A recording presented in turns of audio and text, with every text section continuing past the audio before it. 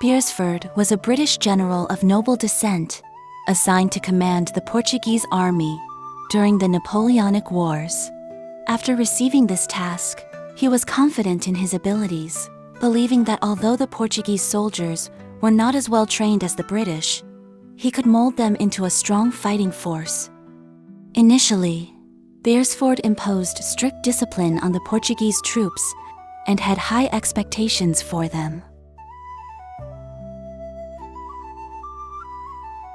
On the eve of the Battle of Albuera, Beresford received intelligence indicating that Napoleon's forces were rapidly gathering.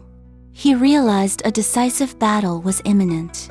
Nonetheless, he remained confident that he and his soldiers could achieve victory. On the day of the battle, the sky was overcast and tension filled the air. Beresford positioned his troops on the battlefield, preparing them for the enemy's attack.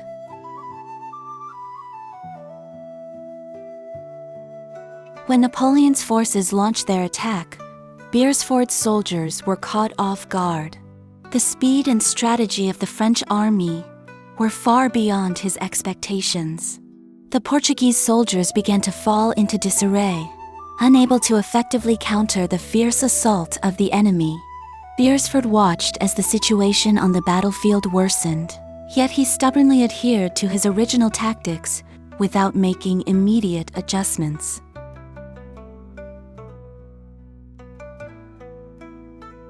As the battle grew more chaotic, Beresford began blaming the Portuguese soldiers. He believed their lack of training was the reason they couldn't follow his orders. His officers also started feeling confused, unsure of how to lead the troops in such intense combat. Yet Beresford remained convinced that the fault lay with the soldiers, not his leadership. The collapse of the Portuguese soldiers put the entire front line in jeopardy. As the French army broke through Beresford's defenses, he still refused to admit his strategic errors, becoming even harsher in his criticism of the soldiers.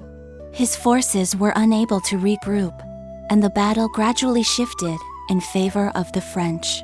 Beresford's stubbornness and inability to accept failure caused him to lose control of the situation.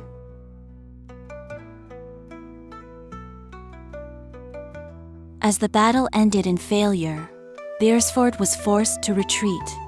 His soldiers were demoralized, and the retreat was chaotic.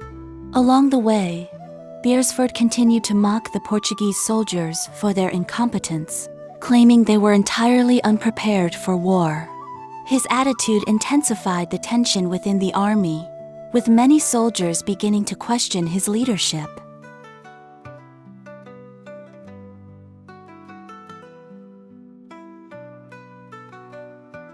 After the retreat, Beresford submitted a report to his superiors. In his report, he placed the entire blame for the defeat on the Portuguese soldiers, emphasizing their lack of training and combat skills. He made no mention of his own strategic mistakes, nor did he reflect on his leadership failures. His superiors were displeased with the report, but Beresford remained firm in his stance.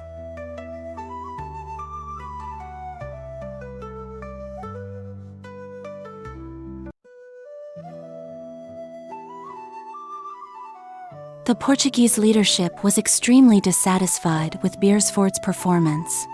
They believed that not only did he lack strategic vision, but he also sought to shift the blame.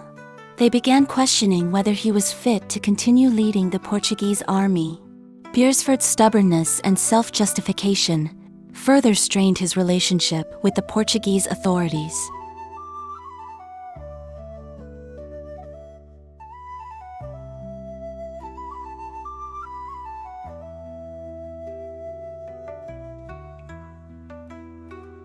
Beresford refused to accept the criticism from the Portuguese leadership and continued to stand by his views.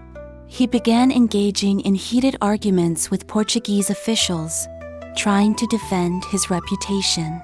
However, The Portuguese leadership was unimpressed by his excuses, believing that he should take responsibility for the defeat instead of blaming the soldiers.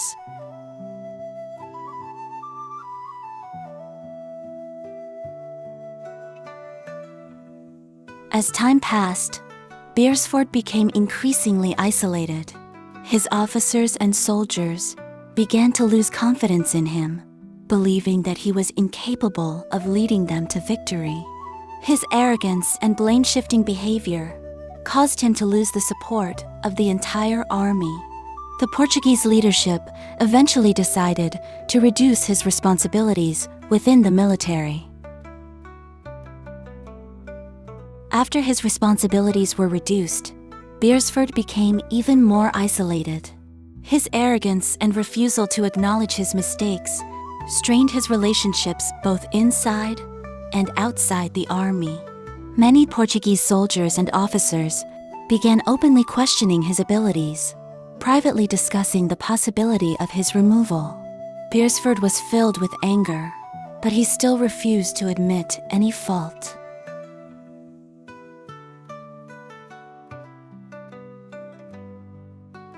Beresford's growing sense of isolation turned into an obsession with self-defense. He went around the camp, trying to convince others that everything he had done was right, and that it was the incompetence of the Portuguese soldiers and officers that led to the disastrous defeat at Albura. These remarks further deteriorated his relationship with the troops, completely eroding his authority within the army.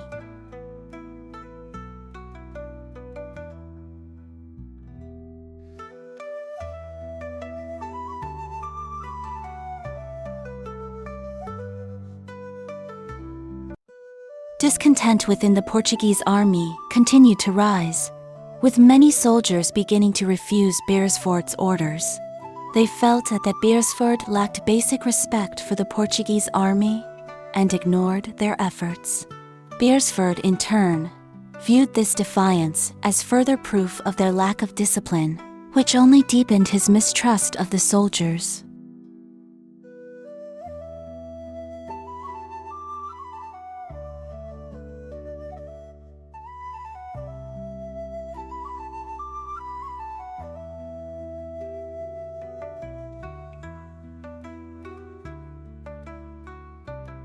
After several discussions, the Portuguese leadership decided to remove Beresford from the front lines and reduce his military command authority. While this decision relieved some of the Portuguese soldiers, Beresford saw it as a personal insult. He believed that this move was a complete rejection of his hard work over the years and viewed himself as a misunderstood victim.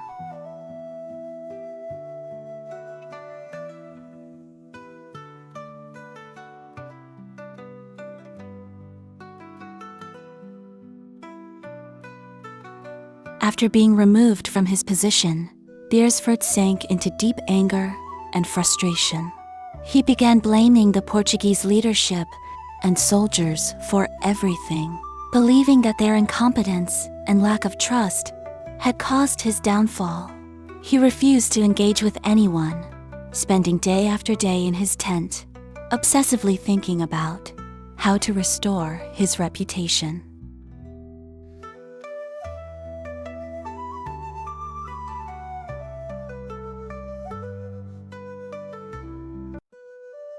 Although Beresford still believed he was right, deep down, he began to wonder if his mistakes had truly led to the defeat.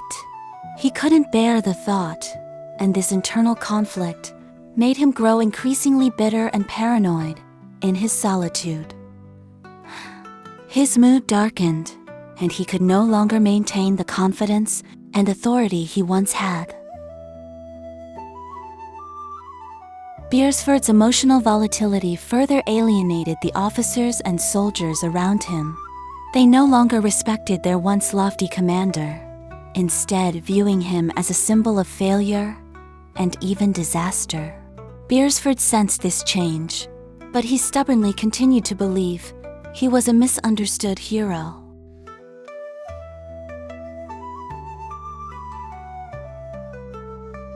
Beresford became increasingly reclusive, no longer willing to participate in any military activities.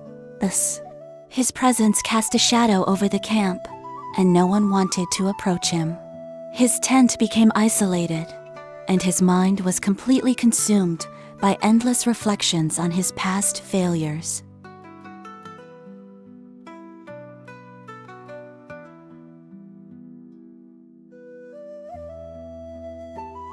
As time passed, Beresford was gradually forgotten by both the army and society. The high position he once held in the military had become a tragic memory. His name was no longer mentioned, and only a few still remembered his failure. He had become the opposite of the glory he once pursued, fading into the shadows of history.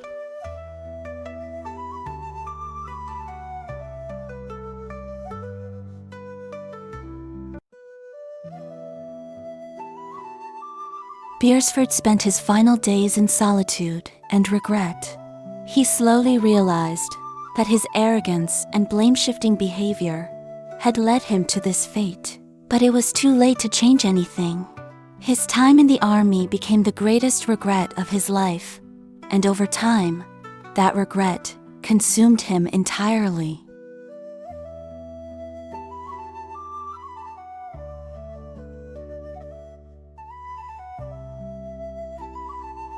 In his final days, Beresford began to relive the glorious moments of his past.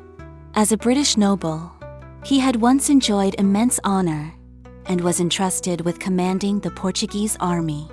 These memories filled him with both pride and pain, as each moment of glory reminded him of his ultimate failure and isolation.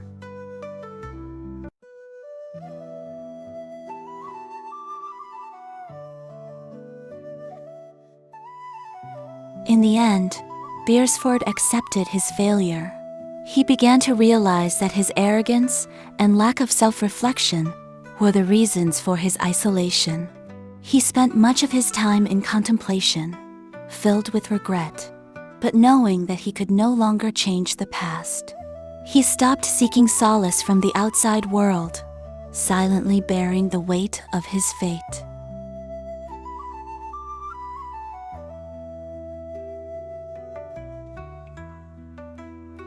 Beresford's legacy ultimately became a symbol of failure. The Portuguese army and British leadership no longer remembered him for his past glories, but for his disastrous defeat at the Battle of Albuera. Although he had moments of brilliance, they were overshadowed by his final failure and his tendency to shift blame.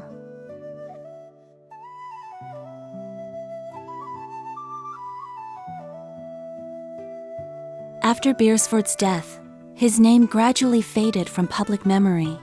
Only historians occasionally mentioned him as a prime example of a leader who shifted blame. His former glory was buried along with his failures, serving as a cautionary symbol in history.